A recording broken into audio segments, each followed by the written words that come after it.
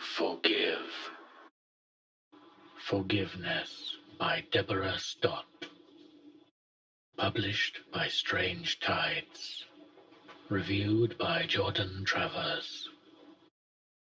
This is Deborah Stott's third published novel. It has been called an amorality tale, a thought experiment, and a parable about scapegoating. It has also been called a truly vile work by a clearly deranged mind. Her now familiar themes are all here, a constantly shifting cast around a mysterious central character, sparse dialogue, and detached third-person description. But there is also something new, the paring down of descriptive detail, leaving a sense that the places and events are formless or ambiguous, as though experienced in a dream. The protagonist, such as there is Angelica, a girl who has led an unremarkable childhood until her 15th birthday, when she abruptly suffers a stroke which destroys her memory. She can recall her life before the stroke and form new memories, but after an hour or two they fade away. She is effectively trapped in the day of her 15th birthday, dimly aware that something is wrong, but unable to formulate an answer or even hold on to the question. However, this is all we really learn about Angelica.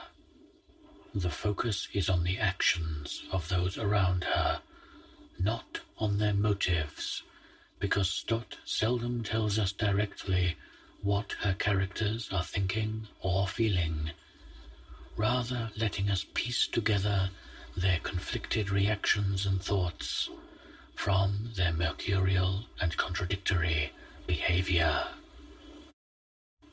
The father, a disappointed office worker named Joshua, has been wrestling with worsening financial troubles for years, sinking cash he doesn't have into investments that turn bad, borrowing and defaulting, gambling and losing.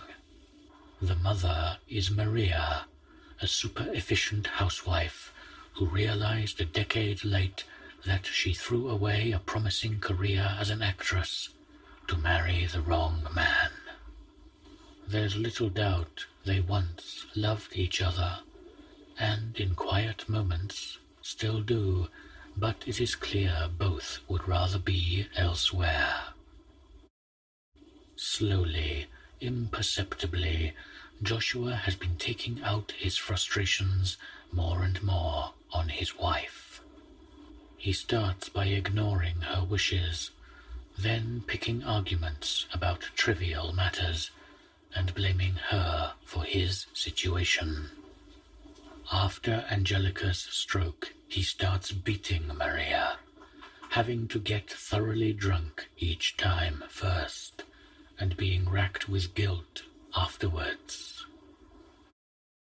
Then something strange happens. The husband stops mistreating the wife and starts beating the daughter. The transfer is not sudden, taking an entire chapter, but by the end Joshua and Maria are back in love, in good jobs and getting healthier bank balances. Meanwhile, Angelica is examining herself in the bathroom mirror, puzzled by bruises she can't explain. Does Maria know what's happening? It is difficult to believe she couldn't notice, but she gives no indication.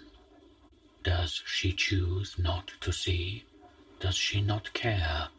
Or does she consider it a price worth paying? We are not told. Eventually, of course, someone does notice. a doctor calls in the social services, and Angelica is taken away to a care home. The parents don't resist too much, and a year later we learn they're on their second honeymoon. Angelica is puzzled by the change of location, but accepts it in her usual docile manner. She is well cared for by professionals and volunteers, and forms friendships, literally renewed on each meeting, with other abused youngsters. One of these is Ruth, a compulsive liar and manipulator who is shunned by her peers and ignored by her carers. Telling a different story every time of abuse, sickness, or bad luck, all have learned to stop listening. But of course, Angelica cannot learn. Each story is new and unquestioned, and the two can talk and cry and commiserate for the first time each day. It is possible that some of Ruth's stories are true. She is, after all, in a home for victims of the kind of abuse she describes. But once again, Deborah Stott refuses to give us any clues. She carefully avoids any suggestion of the omniscient author, though equally avoids the trope of the unreliable narrator. Angelica may be the ideal companion for Ruth, and certainly Ruth's fantasies and self-delusions become less extreme over time, suggesting that she is finding some measure of happiness, but it can't last. Angelica is transferred to another home, which she accepts in the same confused but compliant way. By now she is 19, an attractive but vulnerable young woman. Inevitably, some residents show her kindness, some take advantage of her weakness, and most find themselves vacillating between the two. Even those with the best intentions find it all too easy to take advantage, even pretending to themselves it's for her own good.